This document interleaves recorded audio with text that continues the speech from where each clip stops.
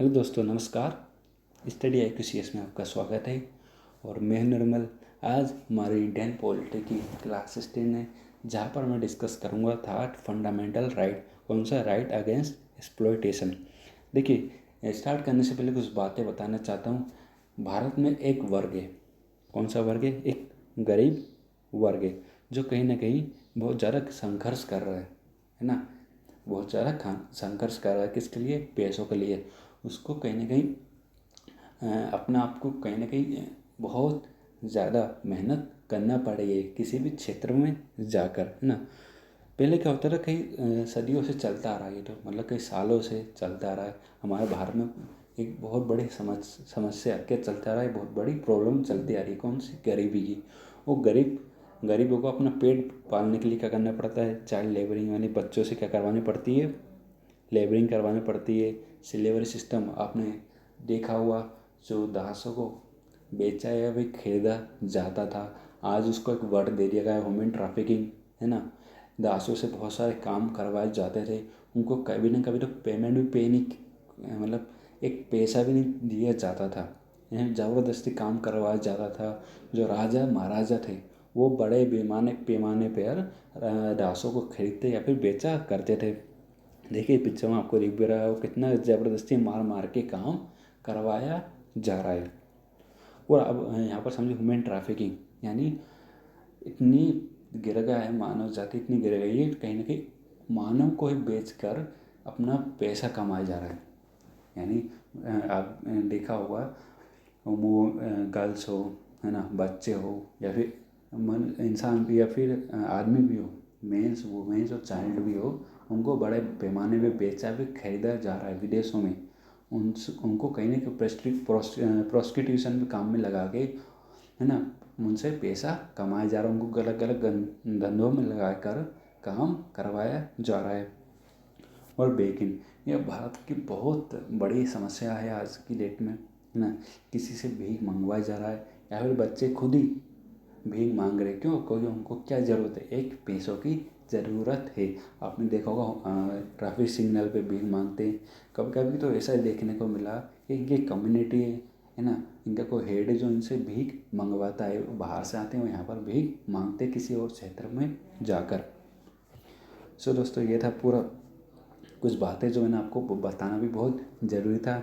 यह मेरा छोटा सा इंट्रोडक्शन, है ना। मेरा नाम निर्मल है, और आप मुझसे मेरे टेलीग्राम चैनल पे भी जुड़ सकते हो, और हमारे जो यूट्यूब चैनल का टेलीग्राम उस पर भी जुड़ सकते हो। वहाँ पर आप कोई डाउट भी पूछ सकते हो। ठीक है, हम आज का डिस्कशन स्टार्ट करें।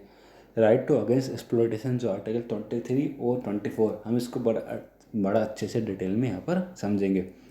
देखिए, जो आर्टिकल 23 है वो क्या करता है? वो प्रोहिबिट करता है, यानी रोकता है। क्या रोकता है? ह्यूमन ट्रैफिकिंग को रोकता है और फोर्स लेबर को रोकता है। पहले समझिए आर्टिकल 23(1 क्या करता है। 23(1 आर्टिकल क्या बोलता है? आर्टिकल ये बोलता है, जो ह्यूमन ट्रैफिकिंग हो रही है, ह्यूमन ट्रैफिकिंग यानी एक व्यक्ति को सामान के रूप में बेचा जा रहा है, या फिर उससे भीख मंगाई जा रही है, या उससे फोर्स लेबर करवाया जा रहा है, तो ये सब क्या है? ये सब इलीगल है ना। ये सबको क्या कर रहा है? वो प्रावधान रोक रहा है। यदि कोई ऐसा करता हुआ पाया गया तो सरकार उसके खिलाफ कार्रवाई कर सकती है। ये जो अनुच्छेद है, इसका जो प्रावधान है, वो भारत के नागरिकों के लिए भी है। वो जो बाहर के नागरिक है, बाहर के मतलब फॉरेनर के जो नागरिक है, उनके लिए भी है। और क्या करता है ये प्रावधान? ये प्रावधान राज्य को बाध्य करता है, ऑब्लिक करता है कि राज्य क्या करे। यदि कोई ऐसा काम कर रहा है, किसी को मानव को बेच रहा है, या उसे फोर्स लेबर करवा रहा है, या उससे भीख मंगवा रहा है, तो क्या करे सरकार? उसके खिलाफ पॉजिटिव एक्शन ले। आर्टिकल 23(2 क्या बोलता है? एक्चुअली ये क्या बोलता है कि सरकार चाहे तो एक कंपलसरी सर्विस लगा सकते हैं, इम्पोज कर सकती है, और ऐसा करने से ये आर्टिकल नहीं रोकेगा। वो जो सर्विस लगा रहा कंपलसरी सर्विस वो किसके लिए होना चाहिए? पब्लिक पर्पस के लिए होना चाहिए। और ऐसी सर्विस लगाते समय ऐसी सर्विस इम्पोज करते समय सरकार किसी भी प्रकार का कोई भेदभाव नहीं करेगा, किसी भी प्रकार का कोई भेदभाव नहीं करेगा। जैसे धर्म को लेकर, है ना, रेस को लेकर, कास्ट को लेकर, यानी किसी धर्म को लेकर, नस्ल को लेकर, जाति को लेकर या फिर किसी वर्ग को लेकर कोई भेदभाव नहीं करेगा। और आगे बढ़ते हैं। यहाँ पर एक वर्ड है एक्सप्लॉयटेशन। कौन सा वर्ड है यहाँ पर? एक एक्सप्लॉयटेशन। एक्सप्लॉयटेशन मतलब होता है शोषण करना। शोषण क्यों किया जा रहा है? यानी किसी से फोर्स लेबर करवाई जा रही है या फिर लेबर करवाई जा रही है, वो भी बिना किसी पेमेंट के। और क्या, वो समझिए फोर्स लेबर के बारे में। देखो, ऐसी बहुत सारी कम्युनिटीज़ है भारत में जिनसे क्या किया जाता है, उनसे लेबरिंग की काम करवाया जाता है। उनसे क्या करवाया जाता है? काम करवाया जाता है। यदि उनको कोई पेमेंट नहीं करी, यदि बिना किसी पेमेंट से उनसे काम करवाया गया तो वो भी क्या माना जाएगा? फोर्स लेबर माना जाएगा। और लेबर विदाउट पेमेंट, ये भी क्या माना जाता है? ये बेगरिंग मानी जाती है, यानी भीख मानी जाती। यदि बिना पेमेंट से किसी को लेबर करवाया जा रहा है तो वो भी क्या मानी जाती है? बेगरिंग मानी जाती है। यानी सीधी सीधी बात है, जो आर्टिकल 23 है वो क्या करता है? एक्सप्लॉयटेशन होने से रोकता है। और क्या, देखो, जो हमारे भारत के संविधान में आर्टिकल 23 दिया है वो क्या रोकता है? स्लेवरी सिस्टम को रोकता है। किसको रोकता है? स्लेवरी सिस्टम, यानी जो देवदासी प्रथा है, देवदासी सिस्टम, उसको भी वो रोकता है। और इस टर्म को किस में यूज़ किया गया? स्लेवरी सिस्टम को वो यूज़ किया गया इसमें फोर्स लेबर में या फिर ह्यूमन ट्रैफिक में इसको यूज़ किया गया। और क्या बोलता है ये आर्टिकल? और ये बोलता है, यदि किसी की इच्छा नहीं है काम करने की, यदि किसी की इच्छा नहीं है कुछ काम करने की उससे काम करवाया जा रहा है तो वो भी क्या माना जाएगा? फोर्स लेबर माना जाएगा। जो फोर्स लेबर जो है वो हमारे भारत के संविधान द्वारा रोका जाता है। यदि फोर्स लेबर कम पेमेंट, यानी फोर्स लेबर करवाया जा रहा है उसको मिनिमम पेमेंट भी अपने पे नहीं करे, यानी जो मिनिमम वेतन यानी न्यूनतम वेतन भी पे नहीं किया तो वो भी क्या माना जाएगा? फोर्स लेबर माना जाएगा। अब दूसरा टर्मोलॉजी आती है यहाँ पर बाउंडेड लेबर। जो बाउंडेड लेबर है उसको भी क्या कहा गया हमारा भारत के संविधान में? इलीगल कहा गया, यानी वो भी क्या है? अनकॉन्स्टिट्यूशनल, यानी गैर संवैधानिक है।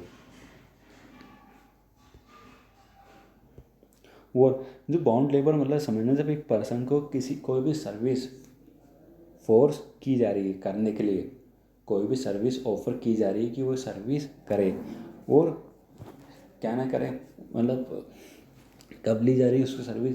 जब वो पेमेंट या फिर उसका लोन पे नहीं कर पा रहा, वो उसकी सर्विस ज़बरदस्ती ली जा रही हो। और देखिए, और भी क्या है बाउंड्री लेबर मतलब? किसी वुमेन्स को किसी प्रोस्टिक्यूशन काम में लगाना, वो भी क्या है? बाउंडेड लेबर में आता है। या फिर वो भी क्या है? अनकॉन्स्टिट्यूशनल है। जो हमें ट्रैफिकिंग की जा रही है, यानी एक मानव को सामान के रूप में बेचा या फिर खरीदा जा रहा है तो वो भी क्या माना जाएगा? अनकॉन्स्टिट्यूशनल, यानी गैर संवैधानिक माना जाएगा। जो ट्रैफिकिंग है वो भी किस में आती है? वो बाइंग और सेलिंग में आती है, किसी पर्सन की और किसी वुमेन को बेचना, किसी बच्चे को बेचना, ये भी क्या है? कहीं ना कहीं अनैतिक कार्य है। और क्या है? ये एक इलीगल कार्य भी है। किसी को बेचना, किसी मानव को खरीदना है, कहीं ना कहीं उनकी गरिमा को ठेस पहुंचाने के बराबर है। या किसी को उसकी इच्छा के विरुद्ध या फिर इच्छा के साथ भी बेचा या खरीदा जा रहा है तो वो भी ह्यूमन ट्रैफिकिंग के अंदर आता है। अब आर्टिकल 24 समझिए क्या करता है ये एक्चुअली एम्प्लॉयमेंट को रोकता है। किसकी एम्प्लॉयमेंट? बच्चों की एम्प्लॉयमेंट। किस में? फैक्ट्रीज में, है ना। यानी किसी बच्चे को फैक्ट्री में एम्प्लॉयमेंट करने से ये रोकता है।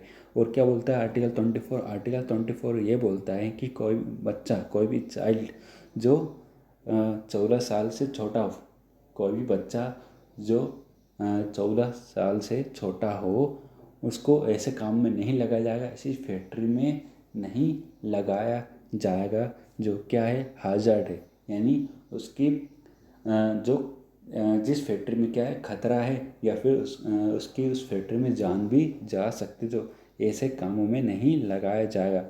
जैसे माइंस हुई है ना, माइंस में क्या एक खतरनाक काम है ना। खदानों में काम भी करना एक बहुत ही खतरनाक काम होता है। तो इस प्रकार की कोई फैक्ट्री में किसी बच्चे को नहीं लगाया जाएगा। सो समझ लिया। बट ये जो आर्टिकल है बच्चों को जो फैक्ट्री है जो हाजार्ड नहीं है, जो जानलेवा नहीं है, खतरनाक नहीं है, उनमें काम करने से नहीं रोकता है। मतलब वहाँ पर आप काम कर सकते हो। देखिए ऐसे बहुत सारे कानून बनाए गए जो बहुत ज़रूरी थे। क्यों ज़रूरी थे? देखिए अभी भी लोग क्या कर रहे थे, कुछ किसी से ज़बरदस्ती काम करवा रहे थे, है ना, किसी को फोर्स लेबर बना रहे थे, है ना, किसी को बेचा खरीदा जा रहा था, अभी भी किया जा रहा है, ऐसा नहीं। बट इनको रोकने के लिए सरकार ने कुछ कदम उठाए, कुछ कानून बनाए। वो कानून बनाना बहुत ही ज़रूरी भी था। यदि वो कानून नहीं बनाते तो आज बहुत बड़े लेवल पे ये सब होता है। जैसे एक आता स्लेवर सिस्टम, देवदासी प्रथा, हमारी जो सती प्रथा थी पहले, उसको भी सरकार ने क्या कर दिया, बैन कर दिया था 1829 में। जो कहीं ना कहीं एक मानव के जीवन के लिए वो अच्छा नहीं था। ये सब क्या थे, अनैतिक थे। तो सरकार कुछ कानून लेके आई। पहला कानून समझिए यहाँ पर, द फैक्ट्री एक्ट 1948। इसमें क्या कहा गया, इसमें एक्चुअली एक मिनिमम एज डिसाइड कर दी। एक मिनिमम आयु सरकार ने डिसाइड कर दी, यानी 14 साल तक के बच्चे काम नहीं कर सकते। फिर 1954 में इसमें क्या किया गया, संशोधन किया गया और ये बोल दिया कि 17 साल तक के बच्चे, है ना, 17 साल तक के बच्चे या उससे नीचे वाले काम नहीं कर सकते। यदि आप 17 साल से ऊपर हो तो आप काम कर सकते हो, एम्प्लॉयमेंट कर सकते हो। 1952 में फिर एक नया अधिनियम आया, कौन सा, माइंस एक्ट। वो क्या करता है, जो 18 साल तक के बच्चे हैं उनको खदानों में या माइंस में काम करने से रोकता है। फिर भी ऐसे बहुत सारे अधिनियम आए गए धीरे धीरे धीरे। जैसे एक है हमारा नेशनल ह्यूमन राइट कमीशन, है ना, जो क्या करता है, मानवता की सुरक्षा करता है ना, वो भी लाया गया। वो भी कहीं ना कहीं बहुत ज़्यादा काम कर रहा है, बहुत ज़्यादा एक्टिव है। जो आप बच्चे होटलों में, ढाबों में, स्पास में, आपने देखा कि ट्रैफिक सिग्नल पे बहुत सारे बच्चे भीख मांग रहे हैं, तो वो भी क्या कहीं ना कहीं गैर कानूनी है। वो या उनसे कोई करवा रहा है या फिर वो खुद कर रहे हैं। यदि खुद कर रहे तो वो इलीगल नहीं माने जाएगा। यदि किसी से द्वारा करवाया जा रहा है तो वो क्या माना जाएगा, इलीगल माना जाएगा।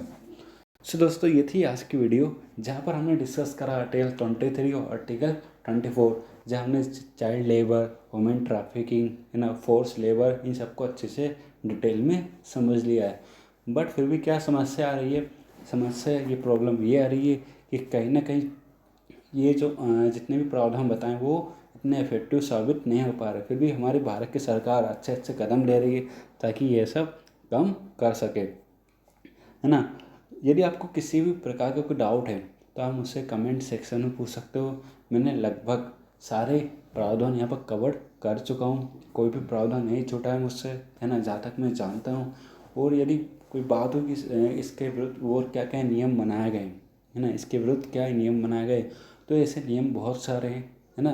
कभी नियम की बातें करेंगे, लॉस की बातें लाएंगे तो आप उसमें मैं ज़रूर बताऊँगा। ओके, इस लेक्चर को देखने के लिए आपका थैंक यू वेरी मच। और हाँ सर, एक बात और बता देता हूँ आपको, हम जो भी यहाँ पर आर्टिकल डिस्कस करते हैं ना, जो भी हम सारी बातें डिस्कस करते हैं बहुत ज़्यादा इम्पोर्टेंट रहती है सारे एग्ज़ाम्स के लिए, है ना। चाहे वो MPPSC का एग्ज़ाम हो, UPSC का एग्ज़ाम हो, आप इसके प्रावधान उठा के देख लीजिए, सारा पढ़ लीजिए। आपको इसके क्वेश्चन बहुत सारे मिल जाएंगे, बहुत प्रश्न मिलेंगे आपको। MPPSC में मिलेंगे इसके प्रश्न, UPSC में मिलेंगे इसके प्रश्न, MPSI या फिर जितनी भी गवर्नमेंट एग्ज़ाम है उनमें ज़रूर पूछे जाते हैं ये वाले प्रश्न, है ना। सो दोस्तों ये था सारा आज का article. Okay, thank you very much.